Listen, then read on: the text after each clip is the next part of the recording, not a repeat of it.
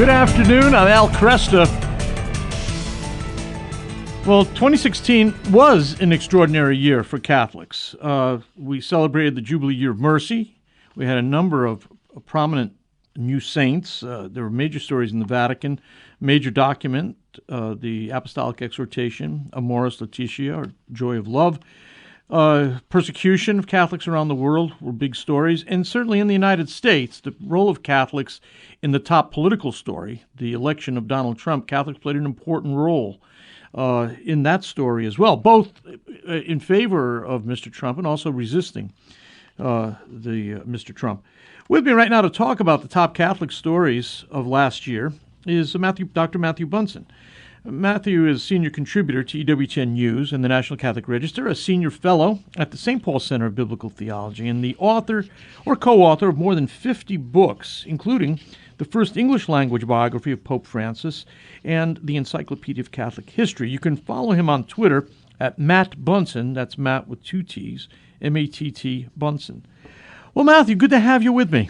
Yeah, great to be with you, and a Happy New Year. And a Happy New Year to you, too. This was a strong year for Catholics, don't you think? It was, both in the United States and globally, but especially in the United States. Yeah. It's one of those years where just putting together a list of some of the top stories, if you're just going with the top 10, what actually gets left off is sort of amazing, too. Everything from the passing of Mother Angelica, which I think was a very significant moment in the history of certainly American Catholicism. Absolutely. Yeah. But then you also have things like opioid addictions. The number of deaths from overdoses is now actually outstripping the number of gun deaths. Things like this that are real cultural barometers that I think someone like you has such a great finger on the pulse of culture. Yeah. These must be stories that you're looking at and thinking in 2016, boy, where could we be headed in 2017? Yeah, indeed. This opioid problem is serious because you're talking about usually legal drugs here that people begin using after surgery. And find that they have a difficult time weaning themselves off them.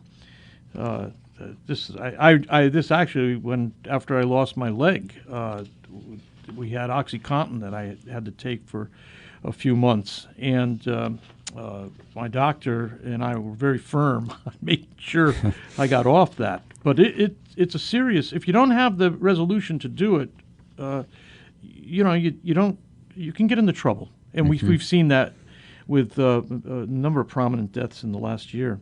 Oh, yeah. And then, of course, there's the issue of race relations Yes. in the United States. Police shootings with more than 120 police officers killed across the country. You have police shootings, and you have these very provocative videos of what on the surface appear to be abusive police actions. Mm-hmm. And it's caused an explosion of racial animosity in the United States, and it's very difficult to get people to look at the actual statistics in this.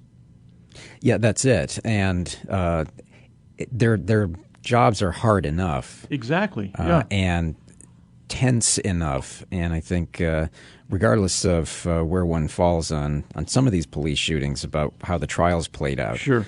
Certainly we need to be very respectful of law enforcement and appreciate, too, as they say, it's a very thin blue line that stands between us and real social problems. Wall Street Journal just had an interesting article on this question of why we have these kind of incidents where you've got the abuse of police officers and how that plays into the cultural perception of the role of the police. And again, you've got, when you have a few bad apples, it spoils the bunch. I mean, that's the way people perceive it. But you've had extraordinary hostility directed towards police in the last year. I don't think I've ever seen this. I mean, this reminds me of the 1968, 1969. Yeah, exactly. And I think there is that undercurrent, as we've seen with other issues, that the long game for a lot of this isn't necessarily looking at trying to remedy police issues as much as it is establishing things like a national police force or a greater involvement of the federal government in the day-to-day operations of city and county police. So I think there's a lot of social engineering that is behind some of this. I agree. And not to sound in any way conspiratorial, but I mean, this is the arc that we see repeatedly where the federal government has policies that they'd like to implement. And you have to get from point A to point B, and this is one of the ways that you do it. Yeah. Again, this shows the importance of actually looking at the statistics, and not just allowing yourself to be carried by again wickedly provocative anecdotes. Mm-hmm.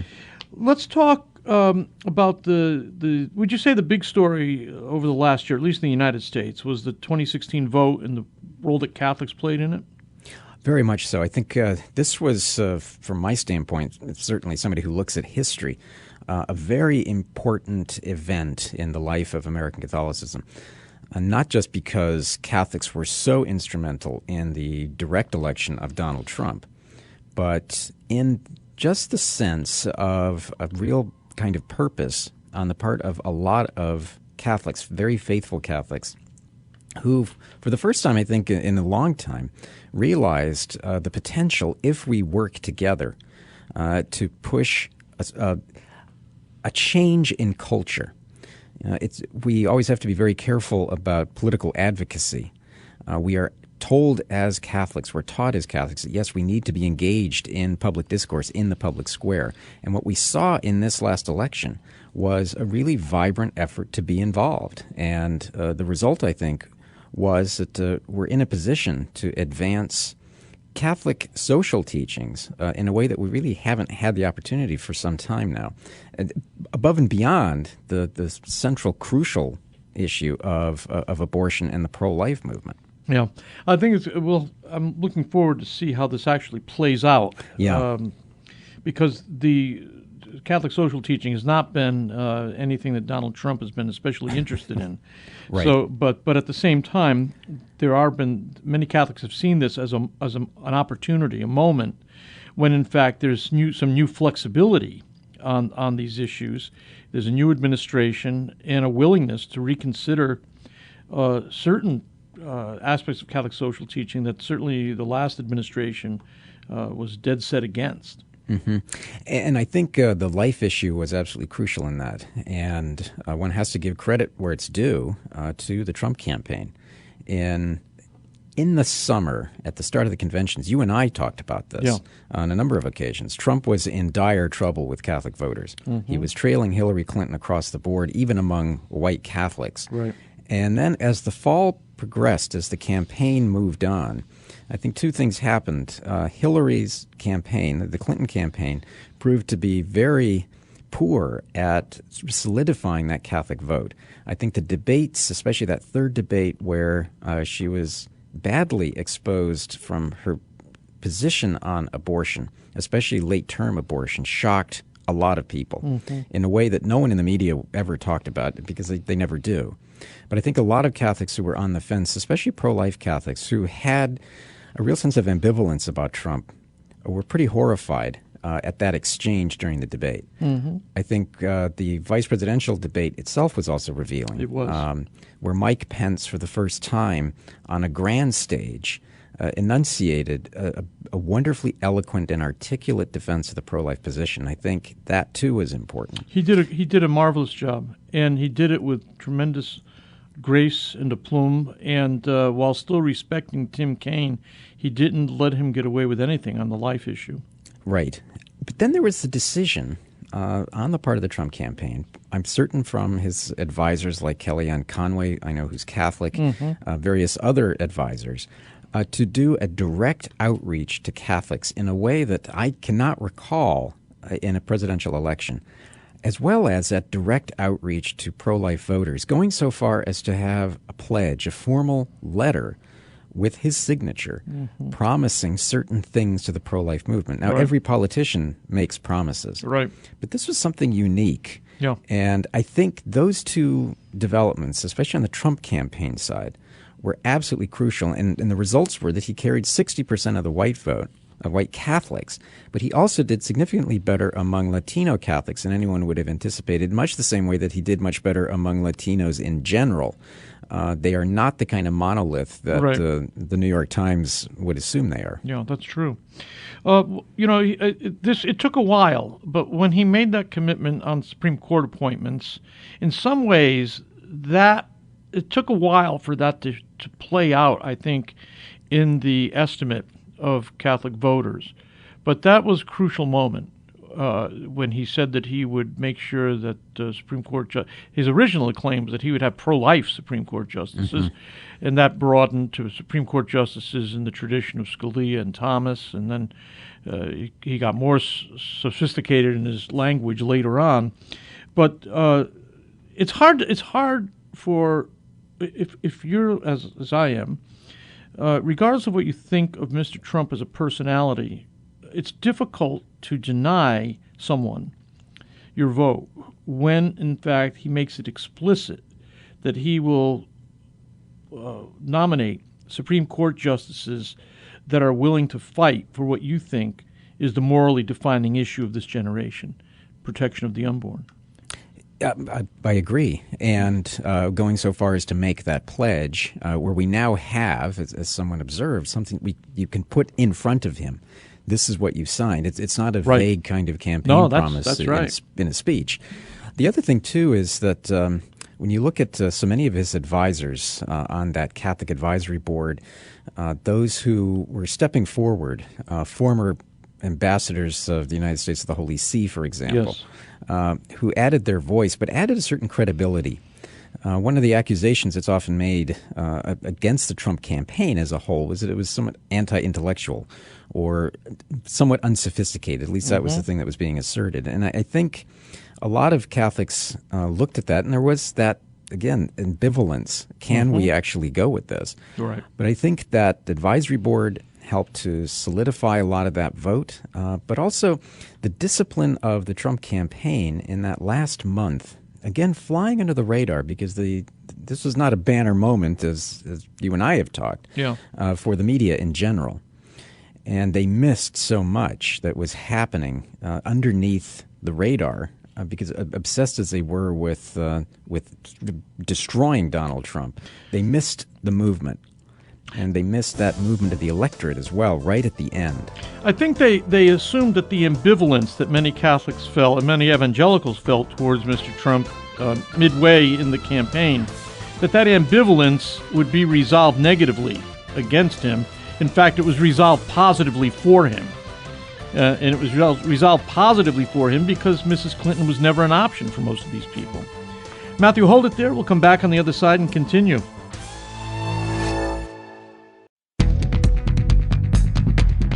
Good afternoon. I'm Al Kresta. We're taking a look at 2016 and also with a view towards next year.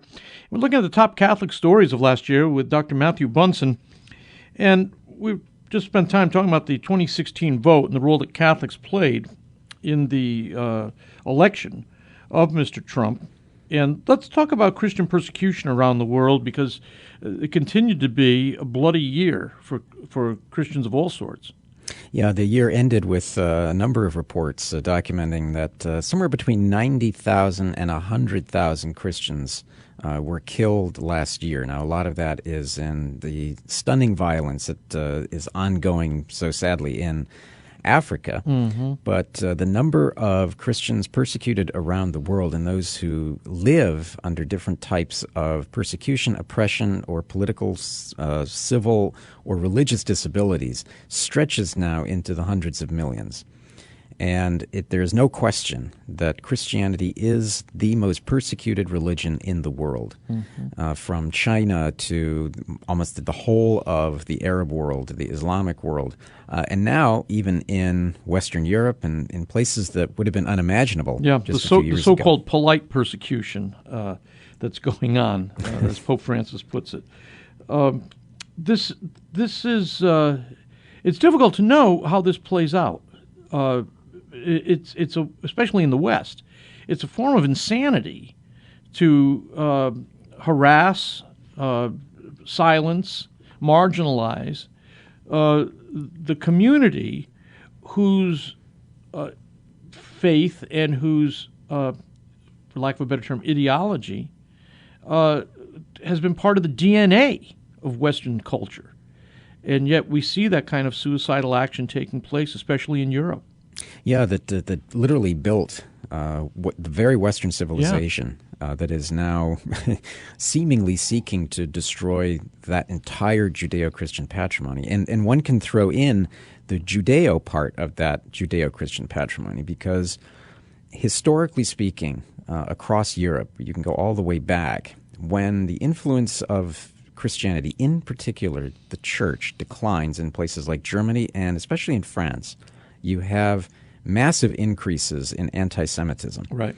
And that's exactly what we're seeing now. That's right. The Jewish population in Europe is looking with great worry at the influx of the refugees, of the political and social instability. And so much of this is just the solid rejection of traditional European culture. And I think this played into the unexpected Brexit vote, the not just nationalism, but also the sense of identity of who we are as a people who belong to a Christian heritage that built this culture itself. And certainly there's room for assimilation. There is room for welcoming the refugee, but not at the expense. And I think this has been one of those underlying things in the great political unrest that we're seeing across Western Europe, not at the expense of who we are as a people. Mm-hmm. Well, I think that's part of the question that is going to be settled, is going to be fought out, and that is, who are we as a people?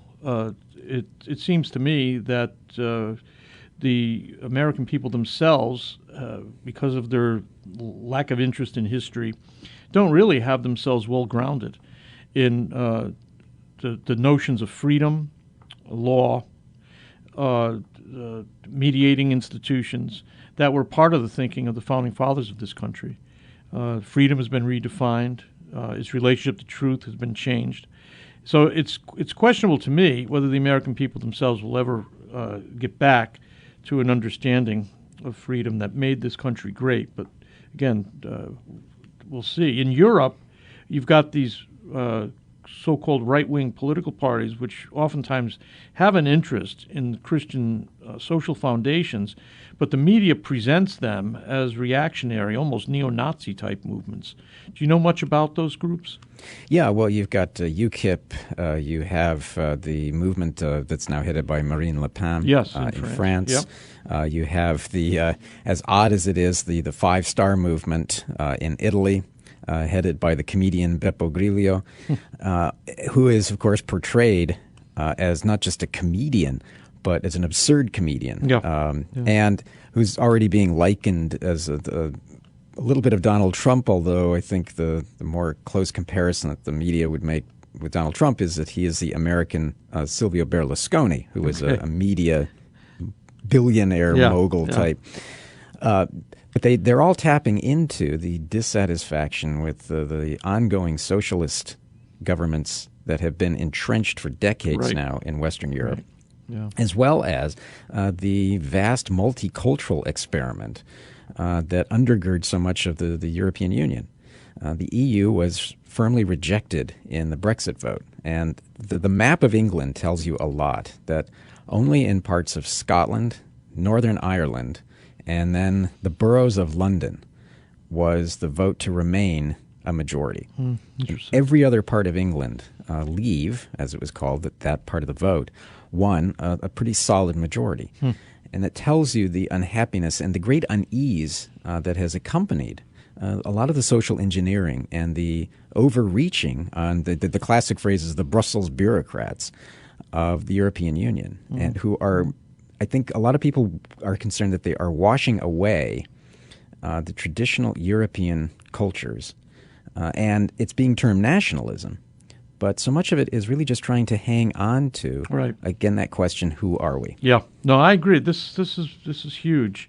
Let's jump to a more in-house issue, and that is the Apostolic Exhortation, Amoris Laetitia, and the conflict regarding that document. Let's take it right to the dubia that was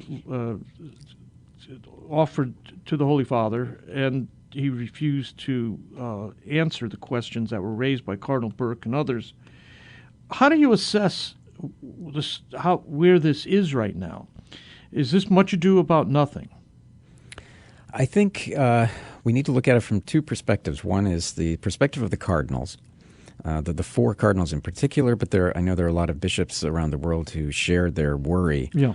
Not so much that Pope Francis is error-riddled in terms of doctrine, right, as much as it is that Amoris Laetitia, as an instrument of pastoral care, can be subject to such misinterpretation and misapplication. Right, right. And from that standpoint, as you and I have talked, that the cardinals, Burke, Brandmüller, Caffarra, and others, are worried that this misinterpretation gets sort of written into stone. Right. And they see themselves as performing the job that they were given when you become members of the College of Cardinals, which is to be advisors of the Pope. Right. On the other side, you can see that in this year of mercy, which is one of the pillars of this pontificate, that Pope Francis is trying to find that balance of mercy and justice. And I think the document itself, in Chapter 8, is trying to do that. Now, from the standpoint of the Pope, my understanding is that as far as he is concerned, the question has been answered regarding these teachings, that the answers are found in Amoris Laetitia itself. Yeah. And we're at something of a standstill. Now, we'll have to see where it goes from there, because my understanding is that, as is the tradition, that any sort of a correction that might be given will not be done publicly.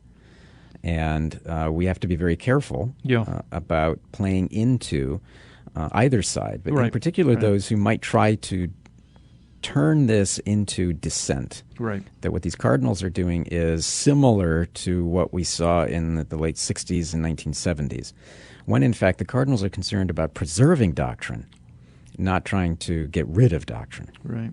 Well, I don't see how this turns into. I mean, I know it's being they're being accused of dissent. I just don't see that. Right. I think those are strong words. I wish it.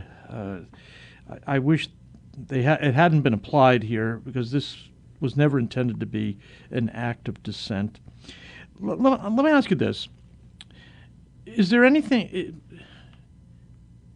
any reason to believe that the Holy Father ever intended someone who had a valid marriage and then was civilly divorced and remarried to be able to approach the Lord's table if they still had a valid marriage?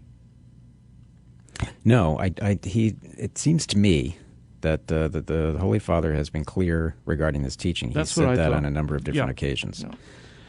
What we're looking at, I think, in Amoris, and that we have seen in the discussions at the Synod and with Pope Francis in different settings, is trying to provide that pastoral accompaniment. Right. From the very beginning of this pontificate, he is a risk taker.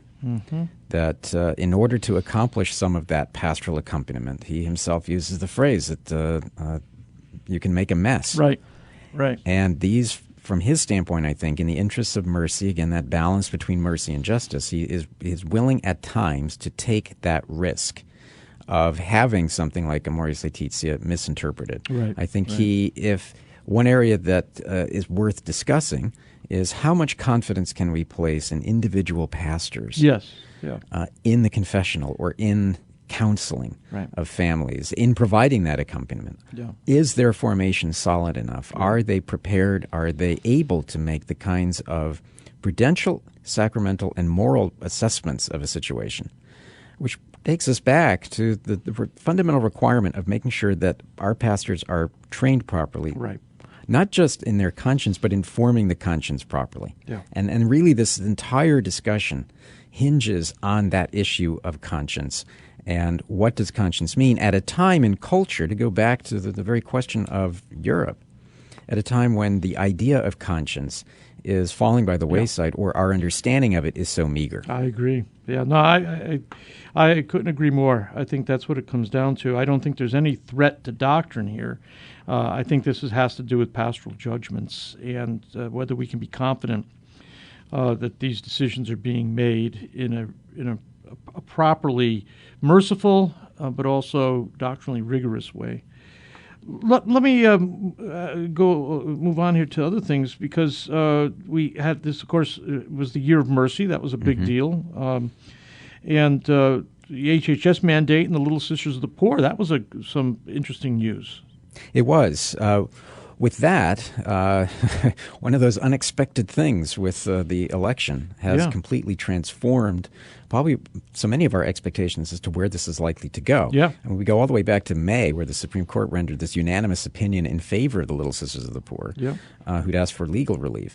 It would not shock me in the least if in a short time in 2017 there's some sort of grand announcement that the HHS mandate is now dead. Right. At least that's our hope. Yeah, that's my hope too. And it was a mere matter of regulation, so it should be able to be done with executive action. So we'll see. Matthew, thanks so much. How do people stay in touch with your work? Yeah, you can find me at ncregister.com. We have just finished our year in review issue. Okay, ncregister.com. Matthew Bunson. Thanks so much, Matthew. God bless.